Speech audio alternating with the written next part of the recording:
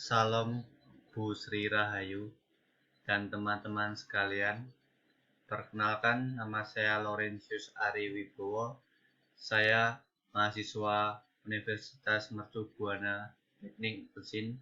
Di sini saya akan membuat video tugas besar yang berjudul penggunaan bahasa gaul di kalangan remaja Indonesia. Tentu saja apa yang kita akan bahas di video kali ini, yang saya ingin bahas adalah latar belakang penggunaan bahasa gaul di kalangan remaja Indonesia. Tentunya yang kedua pembahasan dengan subbab yang pertama pengertian bahasa gaul, subbab kedua adalah ciri-ciri bahasa gaul, subbab ketiga faktor-faktor pendukung maraknya bahasa gaul, dan subbab yang keempat adalah dampak penggunaan bahasa gaul di Indonesia. Tentunya yang terakhir adalah kesimpulan. Langsung saja ke pokok pembahasan. Apa yang melatar belakangi saya memilih judul tersebut?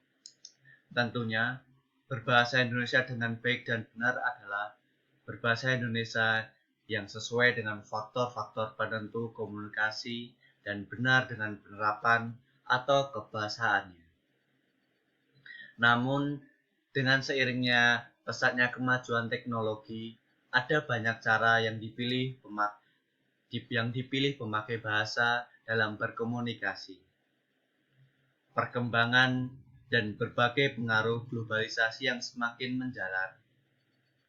Tidak hanya dari segi perantara alat komunikasi yang semakin canggih, tapi ada berbagai pengaruh dalam hal kebahasaan. Bahasa gaul merupakan salah satu cabang bahasa Indonesia yang digunakan remaja pada kurun waktu tertentu, yaitu bahasa tidak resmi. Saat ini, penggunaan bahasa gaul atau alay yang semakin banyak di kalangan remaja membuat eksistensi bahasa baik dan yang benar itu menjadi menurun. Oleh karena itu, pengaruh bahasa gaul atau alay terhadap bahasa baik dan benar di kalangan remaja harus diperhatikan. Pokok pembahasan yang kedua adalah pembahasan. Subbab pertama, pengertian bahasa gaul. Menurut Mulyana 2028, bahasa gaul adalah sejumlah kata atau istilah yang mempunyai arti yang khusus, unik, menyimpang, atau bahkan bertentangan dengan arti yang lazim ketika digunakan oleh orang-orang subkultur tertentu. Sementara menurut Sarwono 2024 mengatakan bahwa bahasa gaul adalah bahasa khas remaja atau kata-katanya diubah sedemikian rupa sehingga hanya bisa dimengerti antara mereka. Bisa dipahami oleh hampir seluruh remaja di tanah air yang terjangkau oleh media massa. Padahal istilah-istilah itu berkembang, berubah dan bertambah hampir setiap harinya. Dari kedua pendapat tersebut dapat kita ketahui bahwa bahasa gaul merupakan bahasa unik yang digunakan remaja untuk berkomunikasi dan bahasa ini terus berkembang dari waktu ke waktu. Ciri-ciri bahasa gaul. Bahasa dapat disebut bahasa gaul memiliki ciri-ciri sebagai bahasa gaul. Ciri-ciri tersebut antara lain unik, lincah, singkat, dan kreatif. Seperti hanya remaja yang memiliki semangat mengenal hal-hal baru dalam menemukan jati diri. Bahasa gaul biasanya menggunakan kata-kata pendek atau yang panjang akan dipendekkan. Bahasa gaul biasanya digunakan untuk berkomunikasi dengan orang-orang terdekat atau teman-teman yang memiliki usia yang hampir sama. Biasanya digunakan untuk bercanda atau mencairkan suasana guna keakraban mereka. Bahasa gaul lebih sering digunakan secara lisan daripada tulisan. Selain itu, kalimat-kalimat yang digunakan dalam bahasa gaul biasanya berstruktur kalimat tunggal. Faktor-faktor apa yang mendukung maraknya bahasa gaul dan bahasa yang digunakan di media elektronik atau media sosial di kalangan remaja? Faktor pendukung yang pertama adalah faktor lingkungan sangat memengaruhi ragam bahasa yang digunakan seseorang khususnya remaja. Remaja mudah menyerap bahasa-bahasa yang digunakan oleh orang-orang di sekitarnya seperti teman maupun keluarga dekat. Faktor pendukung yang kedua, dampak dari modernisasi, yaitu pembangunan dan perkembangan zaman, di mana segala hal ada di lingkungan kita harus selalu up to date.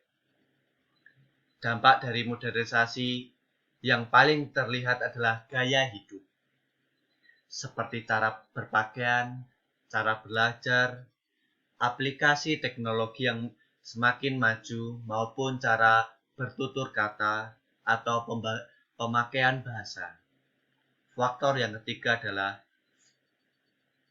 faktor media sosial. Kemajuan teknologi membawa pengaruh yang signifikan terhadap perkembangan komunikasi kita, termasuk remaja. Kemudahan dalam komunikasi ditunjukkan dengan banyaknya media sosial yang bisa kita akses seperti Facebook, Twitter, Instagram, WhatsApp, Telegram, YouTube, dan media sosial lainnya. Terus dampak apa terhadap di Indonesia? Dampak penggunaan bahasa gaul bagi remaja di Indonesia antara lain yang satu, eksistensi bahasa Indonesia terancam terpinggirkan oleh bahasa gaul. Berbahasa sangat erat berkaitan dengan budaya sebuah generasi. Kalau generasi negeri ini kian tenggelam dan dalam pudarnya bahasa Indonesia yang lebih dalam, mungkin bahasa Indonesia akan semakin kesulitan dalam memanggul budaya sebagai budaya nasional dan identitas negara.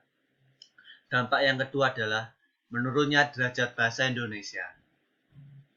Karena bahasa gaul yang begitu mudah untuk digunakan berkomunikasi dan hanya orang tertentu yang mengerti arti-arti bahasa gaul, maka remaja memilih untuk menggunakan bahasa gaul sebagai bahasa sehari-hari.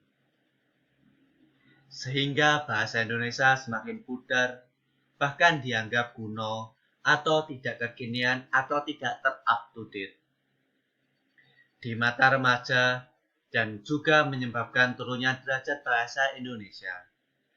Dampak yang ketiga adalah menyebabkan punahnya bahasa Indonesia itu sendiri. Penggunaan bahasa gaul yang semakin marak di kalangan remaja merupakan sinyal ancaman yang sangat serius terhadap bahasa Indonesia dan pertanda semakin buruknya kemampuan berbahasa Indonesia generasi muda zaman sekarang. Sehingga tidak dapat dipungkiri suatu saat bahasa Indonesia bisa hilang karena tergeser bahasa gaul di masa yang akan datang. Dampak yang keempat adalah penggunaan bahasa gaul dapat mempersulit penggunaan bahasa Indonesia dengan baik dan benar. Padahal di dunia sekolah atau di tempat kerja, kita diharuskan untuk menggunakan bahasa yang baik dan benar. Bahasa gaul dapat mengganggu siapapun yang membaca dan mendengar kata-kata yang dimaksud di dalamnya. Karena tidak semua orang mengerti bahasa dari kata-kata gaul tersebut. Bahasa gaul dapat mempersulit penggunaan dalam berkomunikasi dengan orang lain dalam acara yang formal, misalnya kita sedang presentasi di depan kelas. Dampak yang kelima adalah dampak positif penggunaan bahasa gaul adalah remaja menjadi lebih kreatif. Terlepas dari mengganggu atau tidaknya bahasa gaul ini, Tidak ada salahnya kita menikmati tiap perubahan atau inovasi bahasa yang muncul.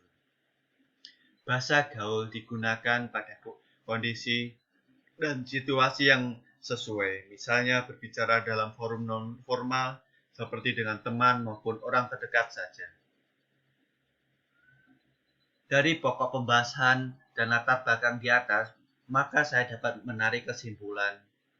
Banyak remaja di Indonesia yang menggunakan bahasa gaul dan berkomunikasi baik secara lisan maupun tulisan dapat menyebabkan dampak negatif, yaitu menghambat pertumbuhan dan perkembangan bahasa Indonesia. Kurangnya kesadaran untuk mencintai dan menggunakan bahasa Indonesia di negeri sendiri akan mengakibatkan lunturnya atau hilangnya bahasa Indonesia dalam pemakaian dalam masyarakat, terutama di kalangan remaja. Fenomena ini memerlukan tindakan nyata untuk menggaungkan kembali eksistensi bahasa Indonesia yang baik dan benar. Tindakan nyata dapat diawali dengan berbagai pihak melalui dari keluarga, lingkungan masyarakat, lingkungan dunia maya, sekolah, hingga pemerintah Indonesia. Saran yang dapat saya sampaikan adalah diharapkan generasi bangsa, khususnya kaum remaja, semakin bijak dalam penggunaan bahasa untuk berkomunikasi baik secara lisan maupun tulisan. Penggunaan bahasa gaul harus disesuaikan kondisi dan situasi tanpa mengesampingkan penggunaan bahasa Indonesia yang baik dan benar.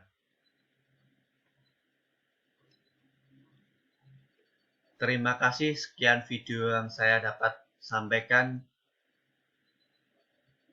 Salam sejahtera untuk kita semua.